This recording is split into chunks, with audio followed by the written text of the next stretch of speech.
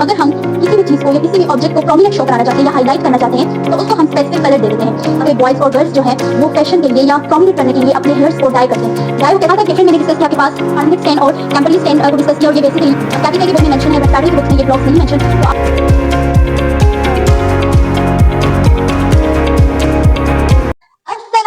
Welcome back to an amazing platform doctor Saima lecture. Start करते हैं हम अपना आज का lecture, the most interesting and one of the most easy technique of cell biology. आज की टेक्निक का नाम है स्टेनिंग। पिछली जो टेक्निक थी उसमें हमने स्टडी किया था अबाउट सेंट्रीफ्यूगेशन, इसके अलावा स्पेक्ट्रोफोटोमेट्री को हमने कवर किया। आज हम 5 टेक्निक पढ़ेंगे सेल बायोलॉजी की, दैट वाज स्टेनिंग। स्टार्ट करते हैं स्टेनिंग को। स्टेनिंग बेसिकली हम कहते हैं कलराइजेशन और डाई को। स्टेनिंग का दूसरा नाम हम कलराइजेशन और डाई भी कह सकते हैं। स्टेनिंग ऐसी टेक्निक है जिसमें हम किसी भी सेल के कंपोनेंट्स को या माइक्रोस्कोपिक ऑब्जेक्ट को, लिविंग ऑर्गेनिज्म को हम कलर करते हैं या उनको कलराइज करते हैं, डाई करते हैं। इसको हम ऐसे समझ लेते हैं बच्चे कि अगर हम किसी भी चीज को या किसी भी ऑब्जेक्ट को प्रोमिनेंट शो कराना चाहते हैं या हाईलाइट करना चाहते हैं तो उसको हम स्पेसिफिक कलर दे देते हैं। फॉर एग्जाम्पल आप डाई करते हैं अपने हेयर्स पे। आपने देखा होगा कि बॉयज और गर्ल्स जो हैं वो फैशन के लिए या प्रोमिनेट करने के लिए अपने हेयर्स को डाई करते हैं। डाई वो कैसे करते हैं कि वो डिफरेंट केमिकल्स और कलर यूज करते हैं अपने हेयर्स पे। उन हेयर्स पे डाई करने के बाद उनके जो हेयर्स हैं वो प्रोमिनेंट और हाईलाइट हो जाते हैं और उनकी बॉडी पे कलर्ड हेयर नजर आते हैं। इसी तरह स्टेनिंग में हम स्मॉल कंपोनेंट्स को या सेल को या लिविंग ऑर्गेनिज्म को डाई करते हैं।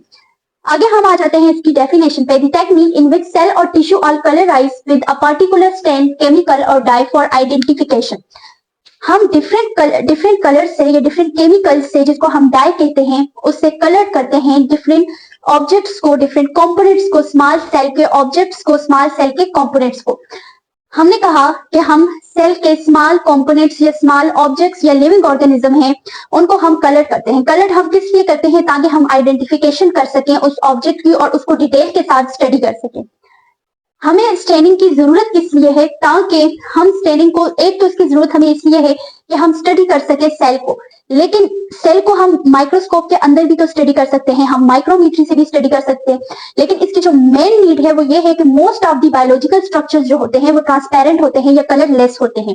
सेल बहुत माइक्रोस्कोपिक है, ठीक है। उसके अंदर जो भी ऑर्गेनेलीज हैं या जितने भी आपके पास माइक्रोस्कोपिक लिविंग ऑर्गेनिज्म है, उनके अंदर जितनी भी स्ट्रक्चर्स हैं वो कलरलेस हैं या ट्रांसपेरेंट हैं। उन ट्रांसपेरेंट स्ट्रक्चर्स को पढ़ने के लिए या उन ट्रांसपेरेंट स्ट्रक्चर्स को डिटेल के साथ स्टडी करने के लिए हम टेक्निक को यूज करते हैं, दैट वाज स्टेनिंग। हम आ जाते हैं इसकी इंपॉर्टेंस पे। तो सबसे पहली इंपॉर्टेंस तो ये आ जाती है कि हम कलर करके या डाई करके उस स्पेसिफिक ऑब्जेक्ट को हम स्टडी कर सकते हैं। उसके बाद हमने कहा कि जितने भी हम जब किसी भी सेल को डाई करेंगे तो उसके अंदर जितने भी मेटाबॉलिक प्रोसेस परफॉर्म हो रहे होंगे उसको हम डिटेल के साथ स्टडी कर लेंगे। अगर हम किसी भी सेल को और उसकी ऑर्गेनेलीज को कलर कर लेते हैं, डिफरेंट कलर हम करते हैं, तो हम जब उसको माइक्रोस्कोप के अंदर ऑब्जर्व करेंगे तो हमें डिफरेंट प्रोसेस होते दिखाई देंगे। जितने भी लाइक रिस्पायरेशन होगी, जितने भी एंजाइमेटिक एक्टिविटीज हैं वो हमें ऑब्जर्व की जाएंगी माइक्रोस्कोप के अंदर, तो हम इससे इजिली आइडेंटिफाई कर सकते हैं metabolic process inside the cell. दूसरी जो इसकी इंपॉर्टेंस है वो है differentiate between live and dead cell. Cell के अंदर जितने भी जब हम ऑब्जर्व करते हैं, हम ग्रुप ऑफ सेल को ले लेते हैं जिसे हम टिश्यू कहते हैं। जब हम कोई भी टिश्यू लेते हैं उसको कलराइज करते हैं या डाई करते हैं, उस पर ये टेक्निक अप्लाई करते हैं, तो हमें पता चल जाता है कि उस ग्रुप ऑफ सेल्स में कौन सा सेल डेड है और कौन सा सेल लिव है। तो इस चीज को, इस इंफॉर्मेशन को भी जो हमें क्लियर करवाती है वो टेक्निक क्या है? स्टेनिंग। अगर हम यहाँ पर टाइप्स पे आ जाएं तो टाइप्स में हमारे पास 2 टाइप्स आती हैं, एक प्रिंसिपल स्टेन और एक काउंटर स्टेन। प्रिंसिपल स्टेन वो पहला कलर होता है जो हम किसी भी सेल या टिश्यू पर अप्लाई करते हैं, लेकिन जो काउंटर स्टेन होता है वो दूसरा कलर कॉन्ट्रास्टिंग स्टेन होता है जब हम किसी भी सेल या टिश्यू पे अप्लाई करते हैं। सेम आप इसको अपनी लाइफ एग्जांपल से ले लें कि जब आप अपने हेयर्स पे डाई कराने जाते हो तो अक्सर ऐसे होता है कि आपको जो स्पेसिफिक शेड चाहिए होता है अपने कलर्स, अपने हेयर्स को हाईलाइट करने के लिए, वो एक स्टेन से नहीं होता। एक केमिकल या डाई आप अप्लाई करते हो तो आपको वो कलर उस स्टेन से, उस डाई से नहीं मिलता, तो आपको दूसरे डाई की जरूरत पड़ती है और आप दूसरा डाई भी अप्लाई करते हो। इसी तरह आपको कभी कभार 2 कलर्स की जरूरत पड़ती है ताकि आपके हेयर्स का जो कलर है वो प्रोमिनेंट और हाईलाइट हो। इसी तरह सेल बायोलॉजी में भी होता है।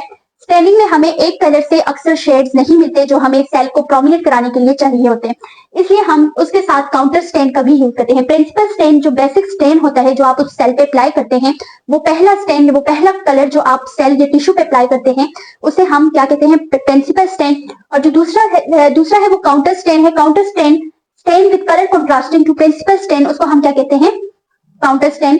जो कलर कंट्रास्टिंग, फॉर एग्जांपल आप अपने जो सेल या टिश्यू है उस पर दूसरा कलर जो अप्लाई कर रहे हैं उसको हम कहते हैं काउंटर स्टेन। अगर आपको पहले कलर से प्रिंसिपल स्टेन से वो शेड मिल जाता है तो आपको काउंटर स्टेन की जरूरत नहीं पड़ती। लेकिन अगर आपको काउंटर स्टेन से प्रिंसिपल स्टेन से आपका शेड नहीं मिलता तो आप दूसरा शेड अप्लाई करते हैं जिसको हम कहते हैं काउंटर स्टेन। दूसरा कलर जब आप अप्लाई करेंगे तो आपको वो प्रॉपर शेड या प्रॉपर कलर मिल जाएगा जो आपको उस सेल को हाईलाइट करने के लिए चाहिए। आगे हम आ जाते हैं सिंपल स्टेन और डिफरेंशियल स्टेन पे। नाम से ही अंदाजा हो रहा है कि सिंपल स्टेन हमारे पास ऐसी स्टेनिंग होती है जिसमें हम सिर्फ एक कलर का यूज करते हैं, और डिफरेंशियल स्टेनिंग हमारे पास ऐसी स्टेनिंग होती है जिसमें हम मल्टीपल कलर्स का यूज करते हैं। सिंपल स्टेनिंग में आप सेल को या टिश्यू को एक ही कलर से डाई करते हैं, एक ही कलर से उसको कलराइज करते हैं और फिर उसको स्टडी करते हैं। जबकि डिफरेंशियल स्टेन में आप डिफरेंट ऑर्गेनेलिज को डिफरेंट कलर देते हैं और उस पूरे सेल को ऑब्जर्व करके डिफरेंट शेड्स की ऑर्गेनेलिज को स्टडी करते हैं। यहाँ पर आ जाते हैं इनकी डायग्राम पे। तो यहाँ पर ये है कि ये सिंपल स्टेनिंग है। सिंपल स्टेन में हम क्या करते हैं, पूरे सेल पे एक ही कलर कर लेते हैं और पूरे सेल पे यहाँ पे जैसे ब्लैक कलर किया हुआ है तो पूरे सेल को हम स्टडी करेंगे एक ही कलर में। यहाँ पर है डिफरेंशियल स्टेनिंग। डिफरेंशियल स्टेनिंग में हम डिफरेंट ऑर्गेनेलिज को डिफरेंट कलर्स देते हैं।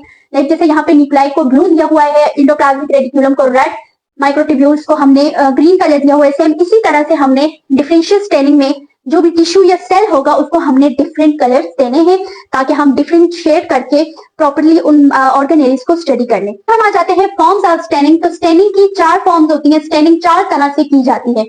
सबसे पहले फॉर्म आपके पास है इन विवो वाइटल स्टेनिंग या in vitro non vital staining.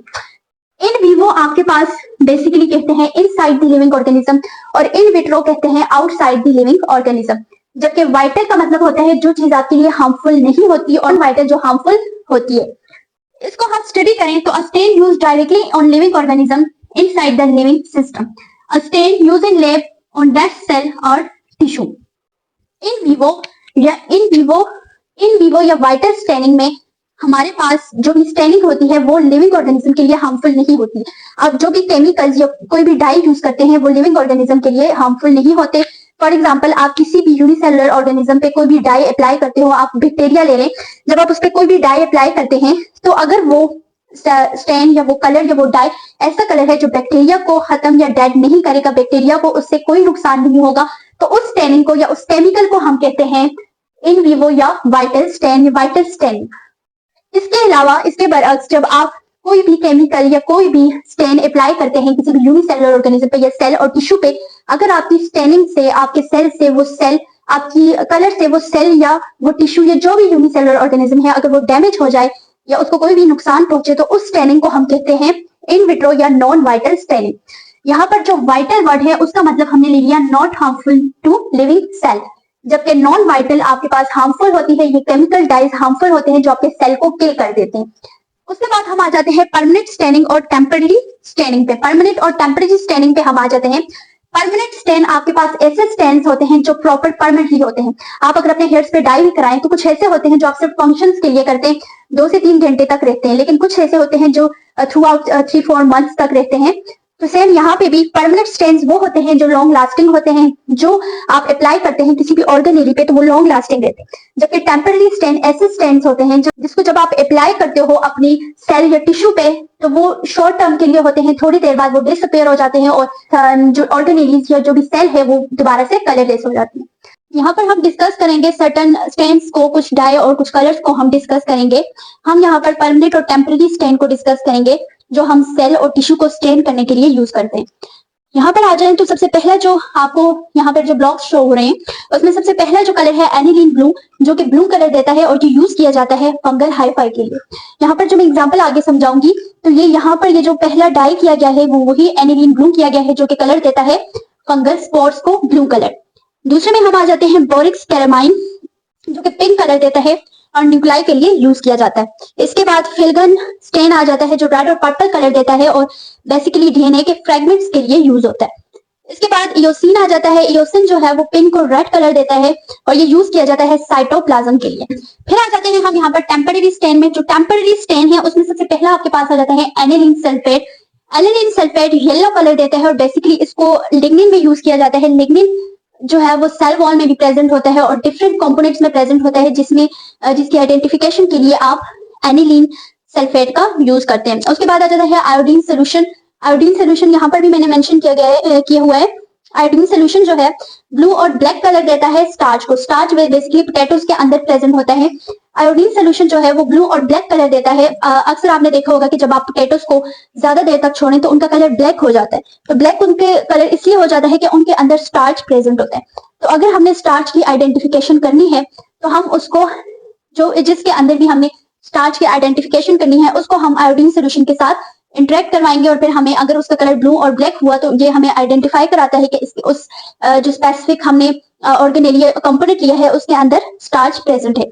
तो यहाँ तक डिफरेंट मैंने डिस्कस किया आपके पास परमानेंट स्टेन और टेम्पररी स्टेन को डिस्कस किया और ये बेसिकली कैपिके की बुक में मेंशन है बट फेडरल की बुक्स में ये ब्लॉक्स नहीं मेंशन, तो आप इसको नोट कर सकते हैं।